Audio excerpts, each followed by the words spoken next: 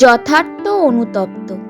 কথামৃতে দেখতে পাই শ্রী শ্রী ঠাকুর বলেছেন, কেউ যদি যথার্থ অনুতপ্ত হয়ে ভগবানকে বলে যে এমন কর্ম আর করব না, এবং মনে মনে সতর্ক সচেতন হয়ে সৎ পথে সত্য পথে চলে, তাহলে ভগবান তাকে রক্ষা করেন।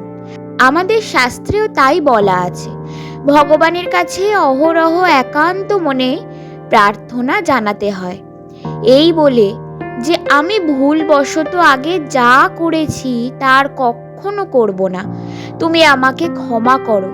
তাহলে ভগবান সে প্রার্থনা শোনেন। ভগবান সম্পর্কে ধারণা পরিষ্কার হওয়া দরকার। তিনি নিষ্ঠুর নন, নিষ্করুণ নন, অসীম করুণাময়, অসীম প্রেমময়, সর্বজ্ঞ, সর্বান্তর্যামী। ভগবানের এই গুণগুলি যদি মনের মধ্যে অহরহ চিন্তা করতে থাকো, তাহলে তোমার মনের যে অনুতাপ, যে কষ্ট, তা দূর হয়ে যাবে।